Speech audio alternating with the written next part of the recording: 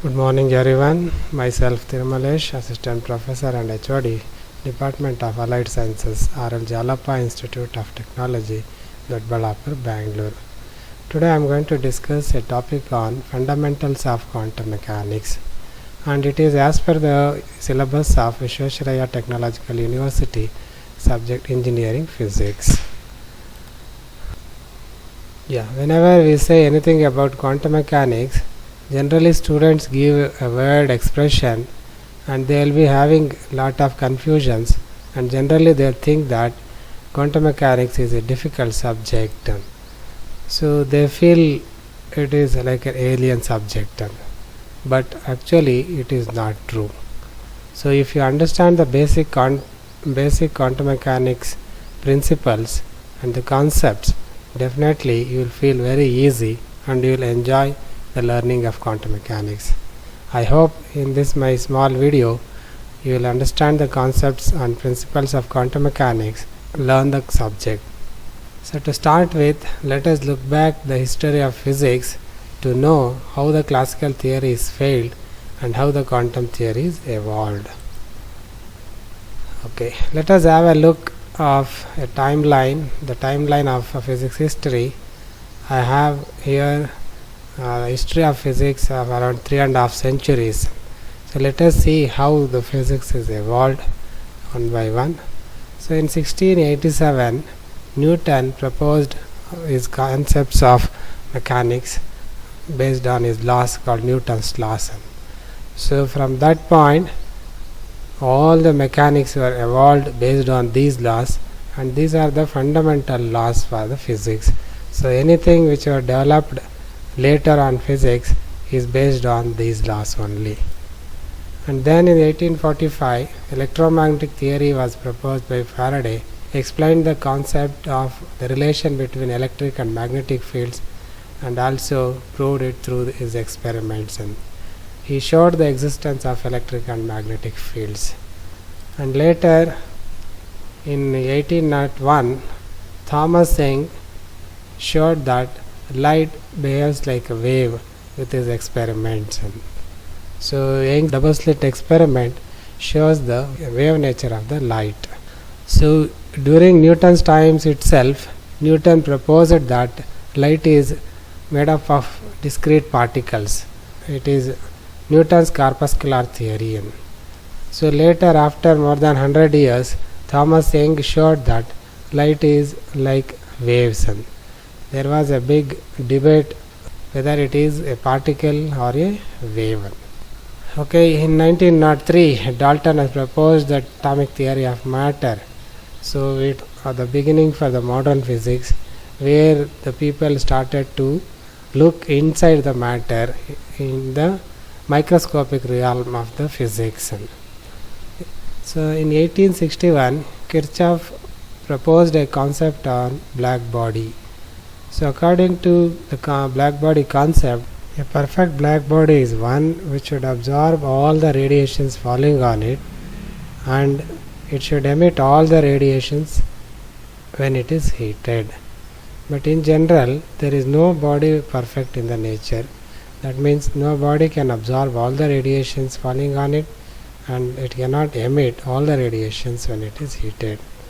But still, to test the concept, a body was designed such that it can absorb all the radiations, and also it is tested whether the body emits all the radiations or not.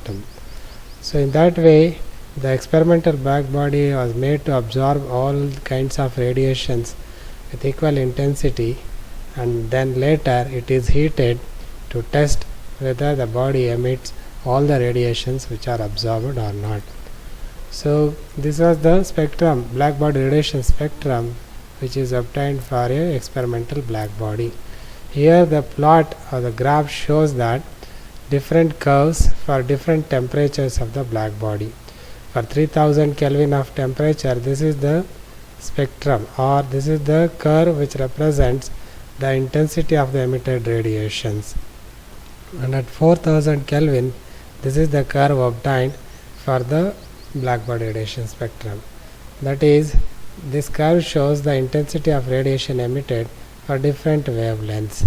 So as the temperature increases to 5000 Kelvin, the curve also, the intensity of the curve also increases, and for 6000 Kelvin we can see that the peak of the curve increases sharply. That means the intensity is also increasing for a particular wavelength. So there are number of observations from this blackbody radiation spectrum that the intensity curve for different temperatures is different. So as the temperature is increasing, the intensity is also increasing. So the distribution of the wavelengths emitted is not uniform, and it is different at different temperatures. And also we can see that as the temperature increases, the maximum peak corresponding to the curve is also changing. See, for 3000 Kelvin, this is the wavelength corresponds to the maximum peak. For 4000 Kelvin, this is the peak corresponds to the maximum, lambda maximum. And here for the 5000 Kelvin, this is the frequency wavelength for the maximum intensity, and for 6000 this is the maximum wavelength, lambda maximum. So as the temperature is increasing, the lambda maximum is decreasing, it is going towards the shorter wavelength side. Okay, so as temperature increases, lambda maximum decreases. And we can also observe that the distribution of intensity at different temperature is different curve, and you can see that the curve starts at different points for different temperatures, and that means the curve for different temperatures is different, it is not same. So these are the observations we can observe from the blackbody radiation spectrum for an experimental blackbody. But whatever the theory known at that time, based on the classical theories, that is based on Newtonian mechanics, we cannot explain why this blackbody radiation distribution is like this. There is no explanation based on any of the classical theories known at that time. So classical theory fails to give any explanation for the distribution of the blackbody radiation spectrum. Then later photoelectric effect was discovered by Hertz at 1887. So this is another example where classical theory fails to give any explanation. So if we see the photoelectric effect briefly, so it is a phenomenon when a radiation falls on a metal surface, an electron will be emitted out. That is a photo, that is light, which is interacting with an electron which is on the metal surface, and it is removed from the surface. Therefore it is called photoelectric effect. So at that time there was no idea about what is actually light or radiation is, whether it is having the wave nature or particle nature. There still at the time there was a big conflict with the theory, so there was no perfect idea what actually a radiation is. So how a radiation can interact with an electron, that is also we cannot explain based on the classical theories. And because even if you assume as a light as a wave, how a continuous wave can interact with the electron, and how it can transfer its energy to the electron, and how electron would be removed, that also we cannot explain. And the observed facts from the photoelectric effect shows that the kinetic energy of the emitted electron depends on the frequency of the light, not on the intensity of light falling on that. That is, however may be the intensity of light, if the wavelength of the incident radiation is not less than the threshold frequency, then no electron is emitted. So electron emission takes place only below certain wavelength, that is threshold wavelength, and above that there is no emission. So this also we cannot explain using classical theories, and there is no answer how the interaction of radiation with electron is taking place, how the energy transfer takes place. So here also the classical theory completely fails to give any kind of satisfactory explanation for these phenomena. And then later Maxwell proposed his concepts of electromagnetic fields, and he successfully mathematically showed that there is a relation between electric and magnetic fields. So later in 1983, Wien and Rayleigh-Jean, they have proposed theories to explain blackbody radiation spectrum, but they also failed to give a satisfactory answer, because according to Wien's displacement law, he could able to give some explanations of blackbody radiation spectrum. He derived an expression which satisfactorily explains the blackbody radiation spectrum below the lambda maximum, that is below the peak maximum wavelength of curve. So below that maximum, lambda maximum, the Wien's law was successful, giving satisfactory answers. But above the lambda maximum, the equation is not satisfied to give the correct prediction of the blackbody radiation spectrum. So it fails to give the satisfactory explanation for the blackbody radiation spectrum in the higher wavelength range. So similarly, Rayleigh-Jean's law, Rayleigh and Jean, they also tried to give an explanation for the blackbody radiation spectrum based on the well-known classical concepts of law of equipartition of energy. Using that, they tried to give an explanation, and they are partially successful in giving an explanation for the blackbody radiation spectrum only in the longer wavelength side. So Rayleigh-Jean's law successfully explains the blackbody radiation spectrum only in the higher wavelength, that is above the lambda maximum. So the equation they derived gives the satisfactory answer for the curve above the lambda maximum, and it completely fails to match the readings or the values below the lambda maximum.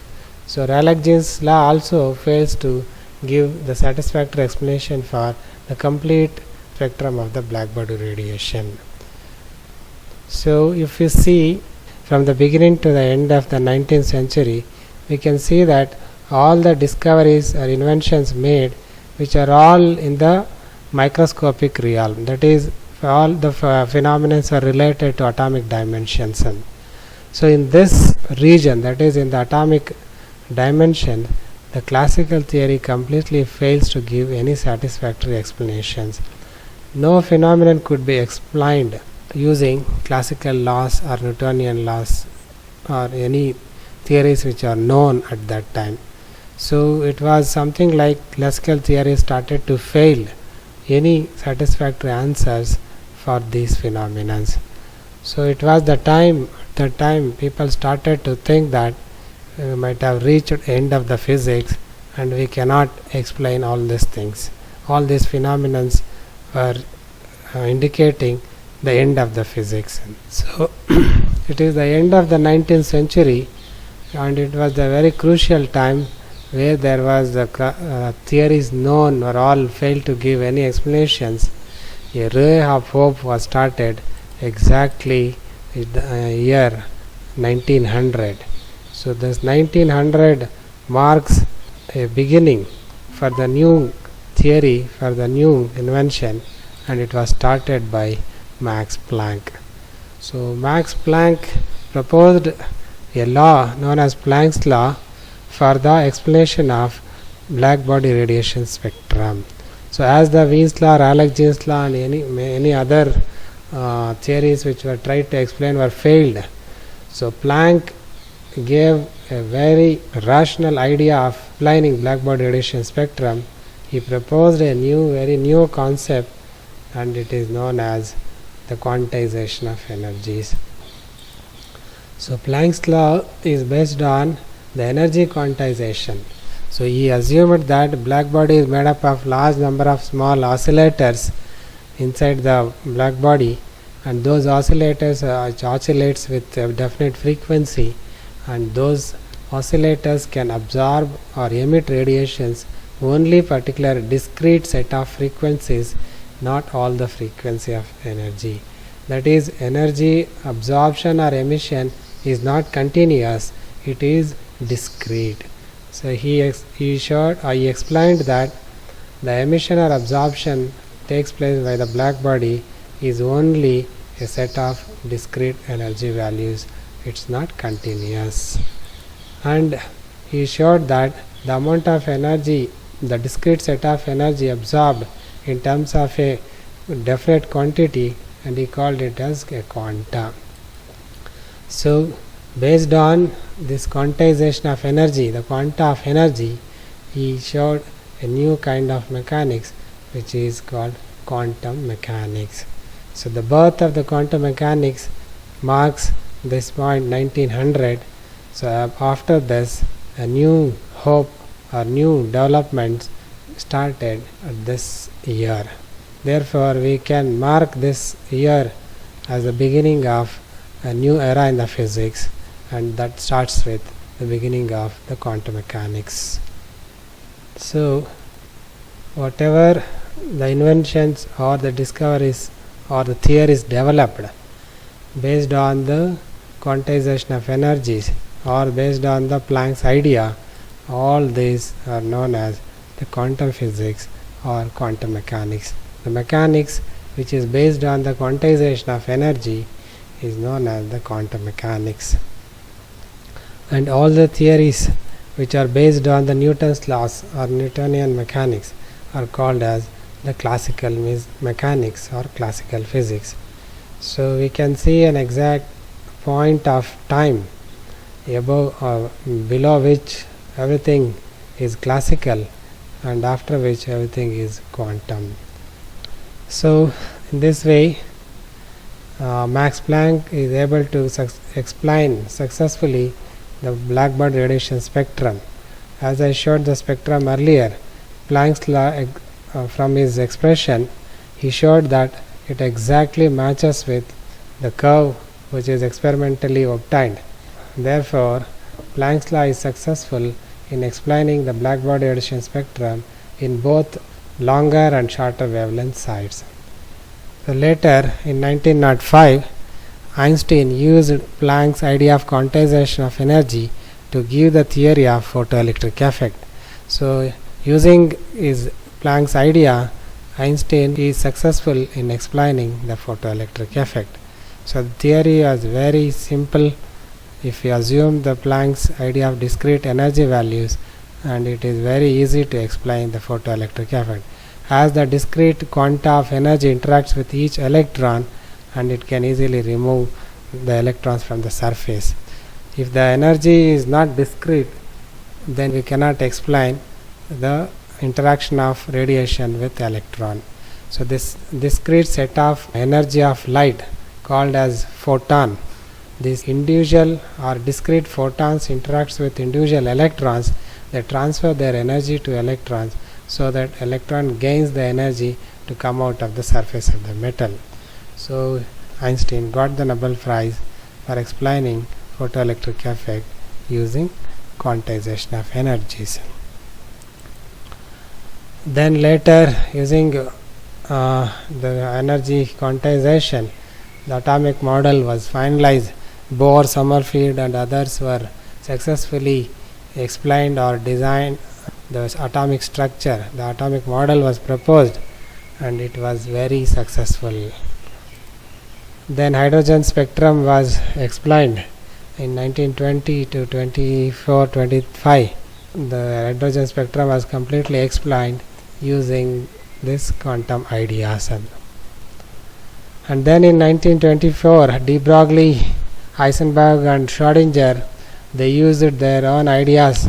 De Broglie suggested the dual nature of light, dual nature of radiation, and he is successful in explaining the existence of matter waves. And later, experimentally, it is proved that the quantum behavior of the particle is due to the existence of matter waves.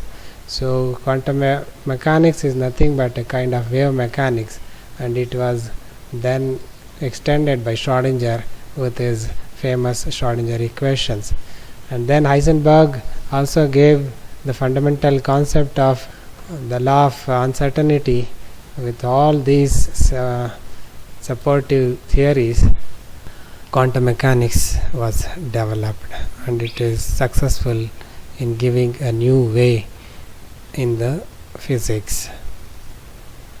Okay, now let us see a broad difference between the classical and quantum mechanics. Generally, classical mechanics is based on the macroscopic phenomena or macroscopic observations, like the solar system, planets, movement of objects, falling of objects, any kind of the objects or the mechanics which are based on the movement of the bodies, whose size is very much larger than the size of the atom. So in the macroscopic world, all the measurements are continuous, which are exact values and which are realistic in nature. So all these macroscopic phenomena can be easily explained using classical theories or the Newton's laws. Therefore, these are all called classical mechanics. Whereas the quantum mechanics is in the microscopic realm, that is in the atomic dimensions, where the particle moves with very high speed within the atomic dimensions, so where the classical theory cannot be used. So in the beginning, when there was no idea of quantization of energies, when the atomic model was proposed, they had an idea that the structure of an atom is very much similar to a solar system, central massive body around which all the other bodies are revolving. Similarly, a nucleus, massive body around which electrons are revolving. They had the idea that classical mechanics could be used, but classical mechanics completely fails to explain anything related to the atomic dimensions. So we cannot explain the motion of electrons using Newton's laws, or we cannot explain the emission or absorption of radiation in terms of any classical theories. And so quantum mechanics mainly observed in the microscopic dimensions, and where the values are not continuous, they are discontinuous, discrete set of values. And so here the observables are only approximations, like probabilistic in nature. Okay, now let us know some more basic concepts of quantum mechanics, in which we will see first wave particle duality or de Broglie hypothesis. So in which we will try to understand whether light is a particle or a wave, and see whether it's a wave or a particle. Let us see what is that. Okay, now let us see whether the waves behaves as particles or particles behaves as waves. And so the phenomenon of interference of light, diffraction and polarization requires the presence of two or more waves at the same time, because all these are the phenomena where two waves are interfere with each other and produces the effect. So in this way, two waves should be present at the same time to undergo interference or diffraction. So that is the idea. So same time at the same place. It is very clear that two or more particles cannot be simultaneously occupy the same position. So only two waves can occupy the same position at a point, and no particle can occupy the same position at a time. So one has to conclude that if radiation or light is undergoing interference, diffraction, polarization, it should be like a wave. So radiation behaves like a wave. Otherwise, to explain interference, diffraction, polarization, it is not possible if you assume it as particles. So in another way, the black body radiation spectrum, the photoelectric effect, Compton effect, etc. could not be explained on wave nature, because if we assume light as a wave, we cannot explain how this wave interacting with the particles like electrons, and we cannot explain these phenomena assuming light as a wave. So therefore this established that radiation or energy or light has the particle nature. Thus what we can conclude that radiation sometimes behaves as a wave and at some other times as a particle. This is known as the wave particle duality of radiation. So the waves which are generally energy could behave as a particles. For example, the photon of light. So light photons, which are waves, because we observed that from these phenomena light is a wave. So if it is a wave, then it could behave like a particles, because we observed that light also shows the particle nature. Similarly, there may be possibility that the material particles, say electrons, could behave as a wave. So this is the concept in 1924 de Broglie proposed, and this is called de Broglie's concept of matter waves. Louis de Broglie extended the idea of dual nature of radiation to the matter and proposed that material particles also possess wave characteristics. So according to de Broglie, in the universe, whole of energy is in the form of radiation and mass. So only two kinds of energy, that is radiation and mass, can exist in universe. So since nature loves symmetry, if radiation, which normally behaves as a wave, can behave as a particle also, so then one can even expect that entities like electrons, protons, etc., which ordinarily behaves as particles, can exhibit properties of waves under appropriate circumstances, and it is termed as matter waves. So if wave shows the particle characteristics, then particles also can show the wave properties. So this is the de Broglie concept of matter waves. Okay, let us continue with the basics of the quantum mechanics. So according to de Broglie, the waves associated with the moving particle is called as matter wave or de Broglie wave. So from our previous discussion, we learned that there exists a kind of the wave associated with the moving particle.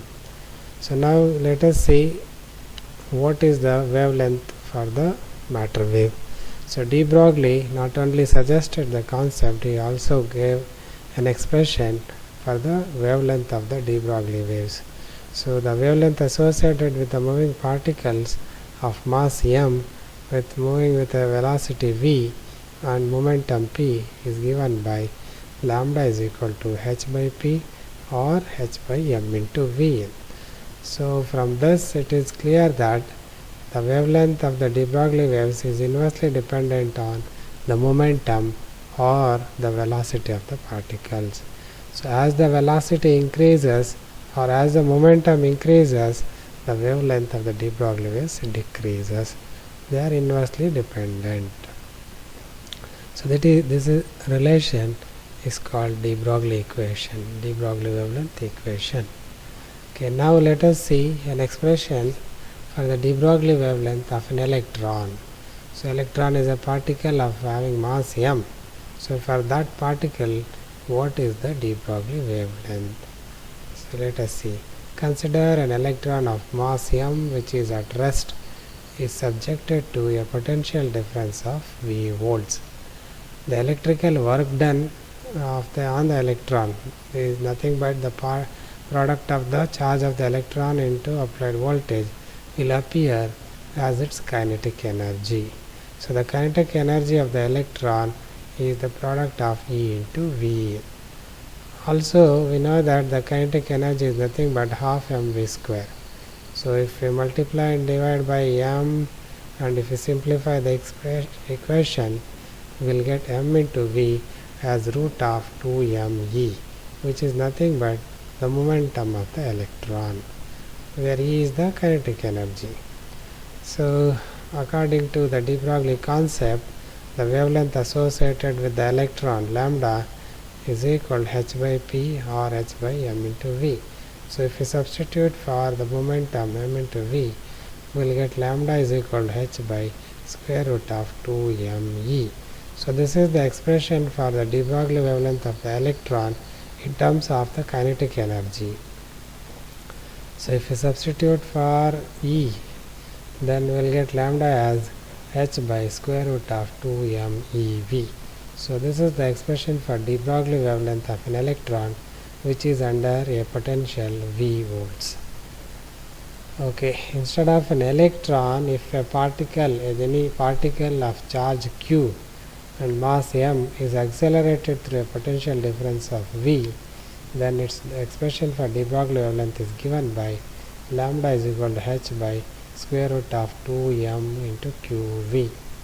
So this is the general expression for any particle having a mass m and charge q. So this is the expression for de Broglie wavelength. Okay, now it is clear that there is a kind of the wave associated with the particles, moving particles. So if the matter waves do exist, then what kind of waves are these matter waves? How to understand or how to imagine the matter waves?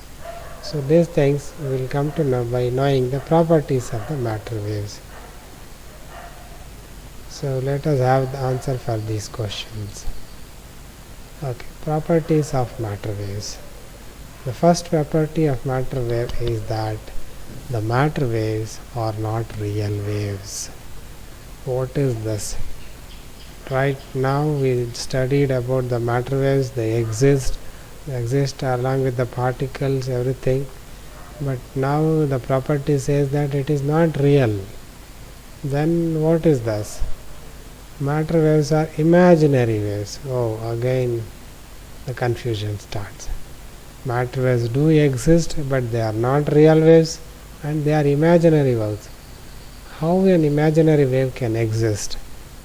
Let us see from the next property. Matter waves are probabilistic in nature. That means they are not real, they are imaginary, and they are probabilistic in nature. What is this probabilistic in nature? Probabilistic means it is the chance of getting an action or an event done. So this is the waves which are probabilistic in nature. That is, they are not real, imaginary, but probabilistic. Oh, let us see what is this. So matter waves are not single progressive waves, and they are compound and complex single wave pocket. What is this? They are not single progressive waves, they are compound and complex single wave pocket. What is this? Let us see what is this. See, when two or more waves of slightly different frequency or wavelength are superposed on each other, the resultant would be like this. Resultant of superposition of two or more waves. So the resultant wave will be not like a single progressive continuous wave.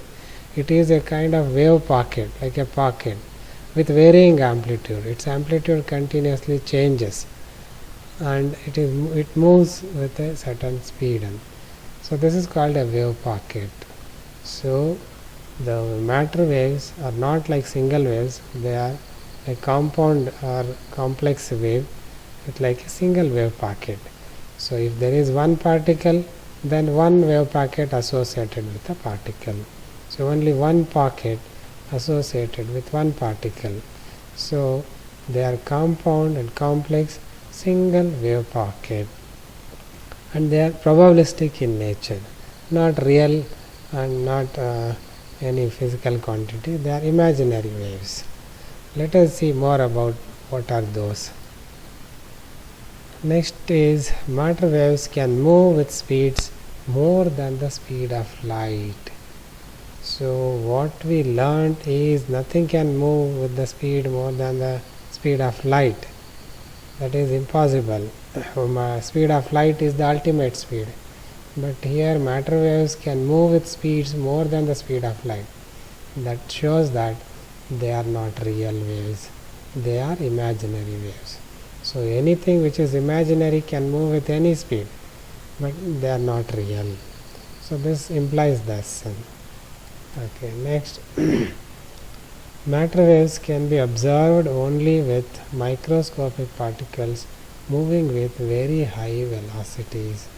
That means the matter waves cannot be observed with bigger bodies with more mass, which can be only observed with microscopic, that is subatomic particles whose mass and size is very much less and which will move with very high speed.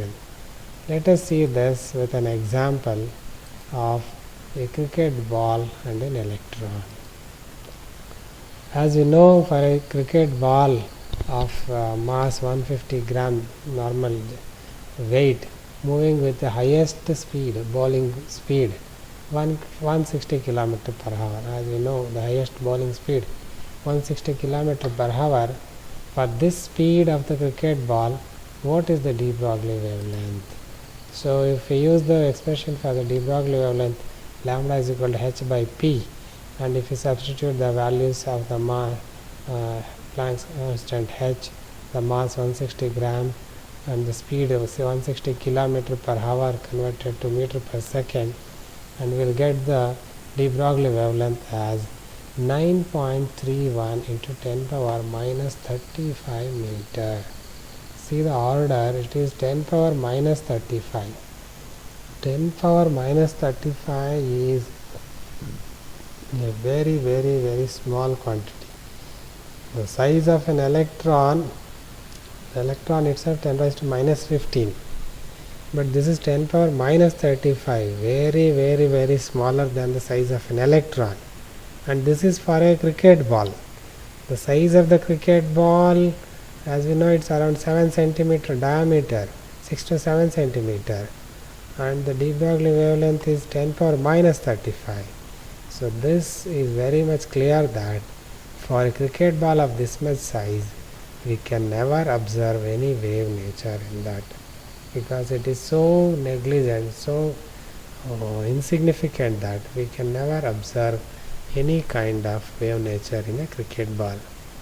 Whereas if we compare the same thing with for an electron, which is moving with 1/10 of the speed of the light, the de Broglie wavelength is found to be lambda is equal to 0.24 into 10 power minus 10 meter, that is angstrom meter. So angstrom for the size of an electron, that is 10 power minus 15. Electron having wavelength of 10 power minus 10, it cannot be negligible. For an electron, it is very much appreciable. So for an electron of size 10 power minus 15, the wavelength associated with that is in angstroms. So this is very much significant for an electron. So it is very much clear that we can observe the wave nature for a particle whose size is very much smaller and moving with very high speeds, and for bigger bodies, classical bodies, we can never observe any wave nature. Okay, so now we know that matter waves exist, and they are not real, they are imaginary, they are probabilistic waves.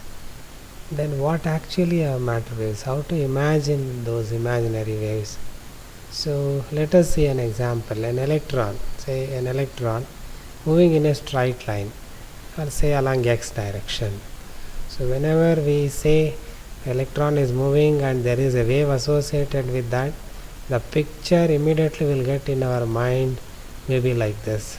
That is a particle moving like a wave. So it is moving or making a wave motion like this, moving like a wave. But this is not true. This is not correct. The particle which is going in a straight line will never make any wave motion like this. It is always moves in a straight line. So if it moves in a straight line, where is the wave? Where is the matter wave? How to observe the matter wave? So as we know, it is not real and it is imaginary. So then what kind of the waves do exist with the electron? So this is the kind of the wave which is associated with this moving electron. We can observe that the particle or electron is going in a straight line. There is no wave motion of the particle. So this electron is going in a straight line. Then what is this quantity which is associated with the particle and which is varying like a wave? This varying quantity is nothing but the probability of finding the particle. So the probability of finding the particle changes like a wave. So the amplitude of this probability value increases and decreases like a wave. So if there is one particle moving, then this kind of the wave pocket associated with that particle, so that wave pocket also moves along with the particle. So the movement of the wave particle shows the movement of the particle, wave pocket associated with the particle. Then what is this probability of finding the particle? How to imagine or how to understand the probability amplitude of the probability wave? For that, let me give an example. See, if you are moving by a vehicle, or let us assume one of your friend is moving through a vehicle from Bangalore to say Mysore. So he is going by a vehicle, maybe bus or a car is going through it.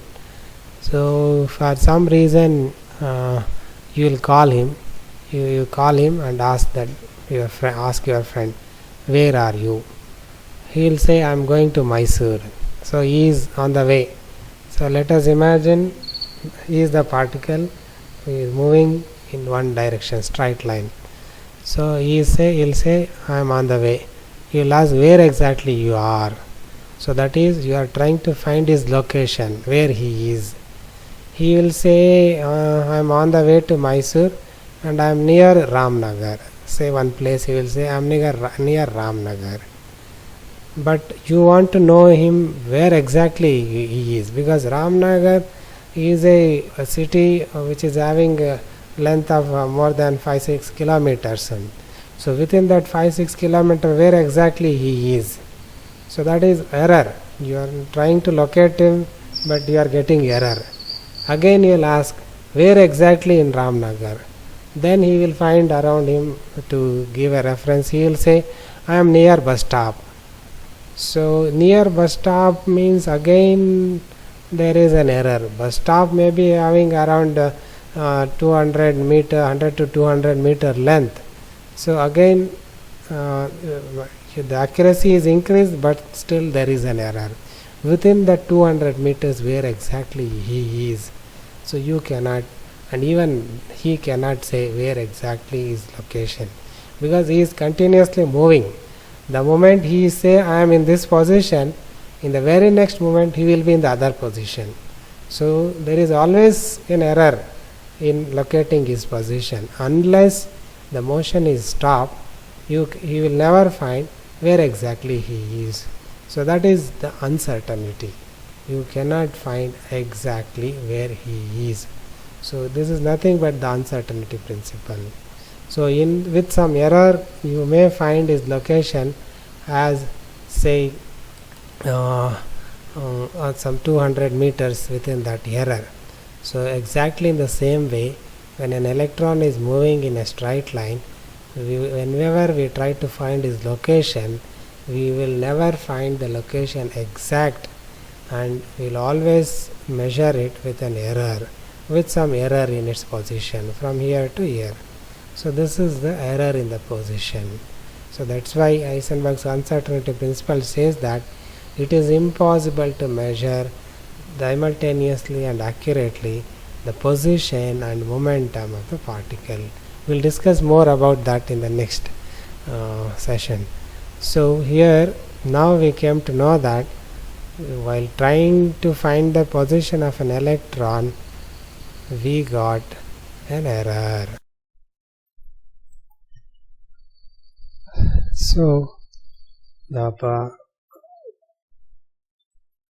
So whenever we try to find the exact location of a particle, we will get this error.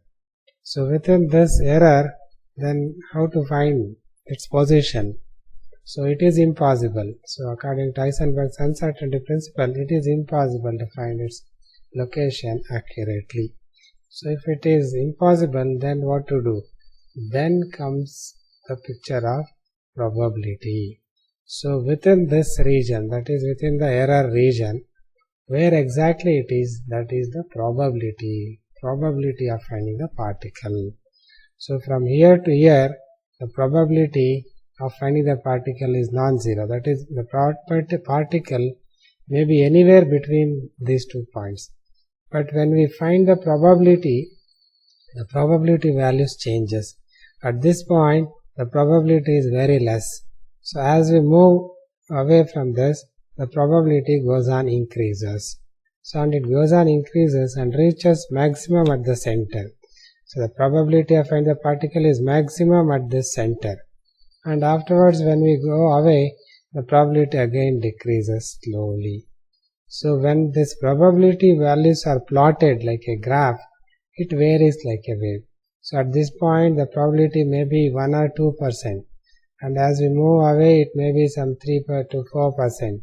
Again, it may be some 7, 8%, then 10%, 12%, 15%, like 20%, or maximum 20, 22, 25%, like that.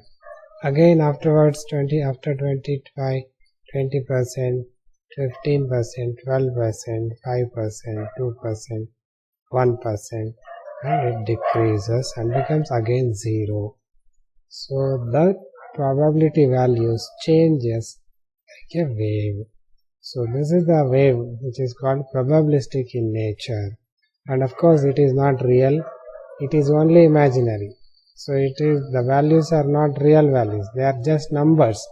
That is 1%, 2%, 5%, 10%. These are just a number. There is no physical value for that. It's just a number. So they are all imaginary. So that value changes like a wave. So from this we can say that the amplitude of this matter wave may correspond to the probability of finding the particle. We will discuss more about the physical significance of this matter wave later. But right now, let us imagine the amplitude corresponds to the probability of finding the particle. If the amplitude is more, then the likelihood of finding the particle is more. That is, probability of finding the particle is more. So always the amplitude corresponds to that term. So if the amplitude is 0, then we cannot find the particle. And we can see that beyond these points, the amplitude is 0. There is no wave. So wave pocket exists only between these 2 points. So this is the wave, and this is called a matter wave. So it is imaginary, and of course it is not real, and they are probabilistic in nature. So we came to know what kind of waves are this. So the example what I have given may not be exactly same. Of course it is a classical case, we cannot compare this with this, but just for imagination. So it's not both are same, both are totally different. It is a classical case, it is a quantum case. Here we can find the exactness, but here there is no exactness. So just for comparison analogy, I used this example. So matter waves exist and they are like this. I hope you understood what are probability waves or matter waves. Okay, now let us come to the Heisenberg's uncertainty principle. We already discussed in the previous case while understanding matter waves. So matter waves are due to this Heisenberg's uncertainty principle, or Heisenberg's uncertainty principle is due to the existence of matter waves. They are one and the same, interrelated. Okay, now let us see what is Heisenberg's uncertainty principle. And I think you have studied about Heisenberg's uncertainty principle, like it is impossible to determine the position and momentum of a particle simultaneously and accurately. Of course that is true. But now we will define it more accurate, more precise way in a different manner. So the statement here it is, in any simultaneous determination of position and momentum of a particle, the product of the corresponding uncertainties inherently present in the measurement is always greater than or equal to h by 4 pi. What does this mean? In any simultaneous determination of position and momentum of a particle. Let us imagine the same example. a particle is moving in a straight line and we are trying to locate it. Because it is going in a straight line, it is having a momentum.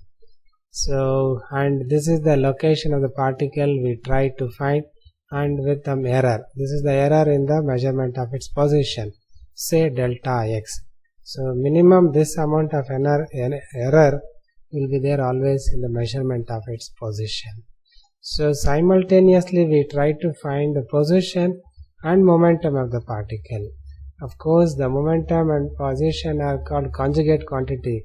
They cannot be found simultaneously.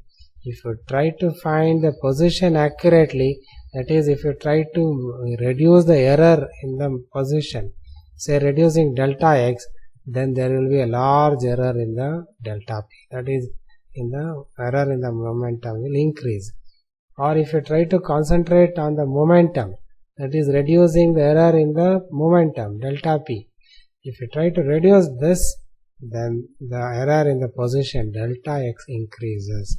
So it is always true that we cannot measure both simultaneously together. So what the statement says that in any simultaneous determination of the position and momentum of a particle, the product of the corresponding uncertainties, that is delta x and delta p, inherently present. Inherently present means that is always will be there. We cannot avoid it. It is there. It is associated with the measurement. It is inherent. We cannot, without that we cannot measure. So it is inherently present in the measurement. In the measurement is greater than or equal to h by 4 pi. The product of delta x and delta p will be always more than or equal to h by 4 pi. That means if delta x and delta p are uncertainties in the measurement, then their product will be always more than or equal to h by 4 pi. That is delta x into delta p more than or equal to h by 4 pi. So what this equation indicates that there will be always an error in the measurement, and that is always the product of these two will be at least h by 4 pi or more than that. That means if you try to reduce delta x, delta p increases, or if you try to reduce delta p, delta x increases, and their product will be always more than this value. So we can never measure the position and momentum with errors less than this quantity. It means the same, that is, it is impossible to determine the position and momentum of the particle simultaneously and accurately. So this is the more precise way to define the Heisenberg's uncertainty principle. You remember that the uncertainty in the position and momentum is delta x and delta p, then their product will always be more than h by 4 pi. So minimum error is h by 4 pi, or maximum it can be anything more than that. So that is Heisenberg's uncertainty principle. So Heisenberg's uncertainty principle need not be defined always with position and momentum. There are other conjugate quantities which are we can define in terms of those also. So other like a product of energy and time.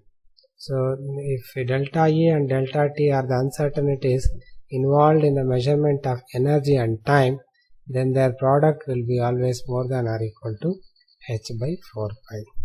Similarly, if delta L and delta theta are the uncertainties involved in the measurement of angular momentum and angular position, then their product delta L into delta theta will always be more than or equal to h by 4 pi.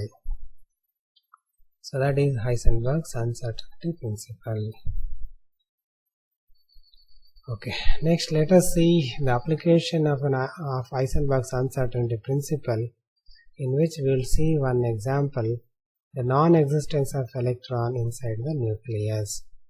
So using uncertainty principle we prove that an electron cannot exist inside the nucleus. So as we know that an atom consisting of central nucleus, massive nucleus, and electrons around the nucleus revolving around it. So why an electron cannot stay inside the nucleus? So for that question we are going to get the answer from Heisenberg's uncertainty principle. Okay, let us assume that an electron is present inside the nucleus. So if it is present inside the nucleus, the electron is confined within that nucleus. The average diameter of the nucleus is of the order of 5 into 10 power minus 15 meter or 0.5 into 10 raised to minus 14 meter. It's around of the order of 10 power minus 15 meter. For an electron to exist inside the nucleus, the uncertainty in its position delta x must not exceed the size of the nucleus. That means we know that electron is inside the nucleus, and if you try to find its location, the maximum error in the location of the electron is the diameter of the nucleus, because it cannot go out of this, because we are assuming it is inside. So the maximum error is the diameter. It can be less than that. We may locate with an error less than the diameter, but maximum is this much. So therefore the delta x, that is uncertainty in its position, is approximately equal to the diameter of the nucleus.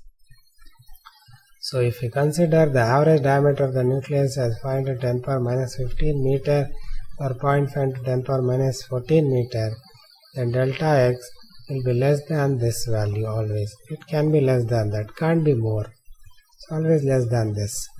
Therefore, using uncertainty principle, the uncertainty in the momentum is delta px, that is along x direction, more than or equal to h by 4 pi into delta x.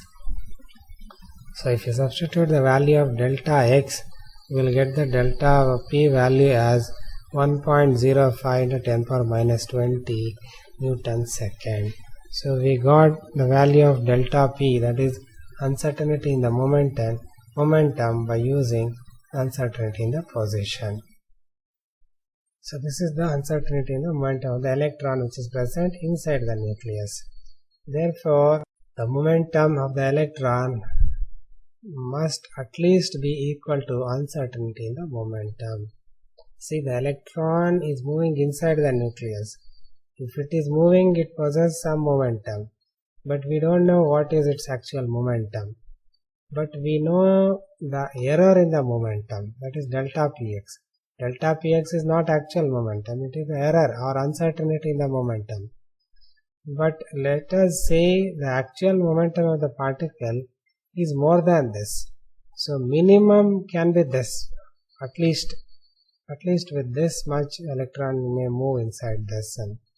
So definitely it will be more than this value, but since we don't know actual value, let us assume the momentum of the particle will be more than this value.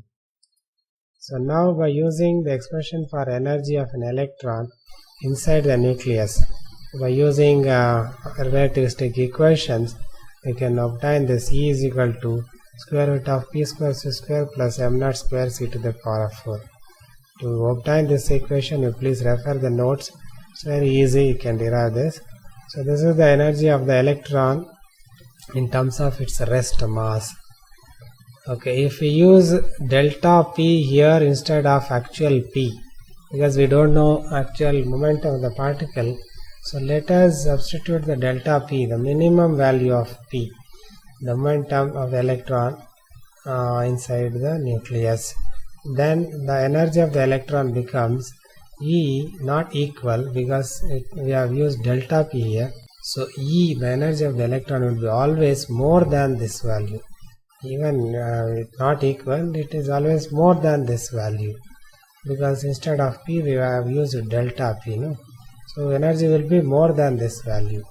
So if you substitute the rest mass of the electron m naught as 9.11 into 10 raised to minus 31 kg and the value of delta p, we will get the energy as 3.15 into 10 raised to minus 12 joules. So that is the energy of the electron which is present inside the nucleus, minimum energy, and it is more than this always. So if you convert this into electron volt, that is dividing by 1.6 into 10 raised to minus 19 coulomb, the charge of the electron, you will get energy 19.69 into 10 power 6 electron volts. So that is 19.6 mega electron volt. So approximately energy will be more than 20 mega electron volts. 19.69, we can assume it as 20 mega electron volts.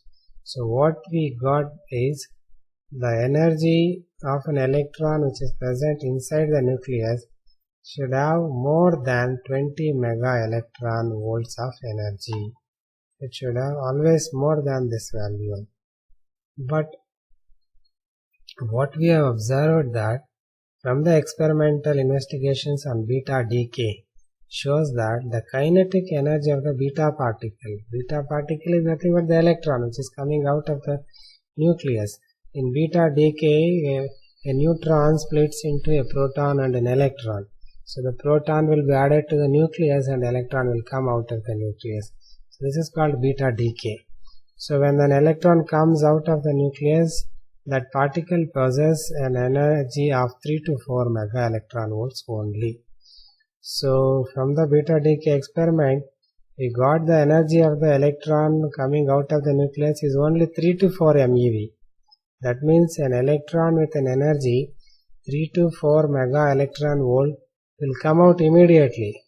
But what we calculated that an energy required is 20 mega electron volts. So certainly an electron with an energy 20 mega electron volt can never stay inside nucleus, because within this value only it will come out of the nucleus, but with an energy of this much can never stay inside the nucleus. So that is the answer obtained for non-existence of electron inside the nucleus using Heisenberg's uncertainty principle.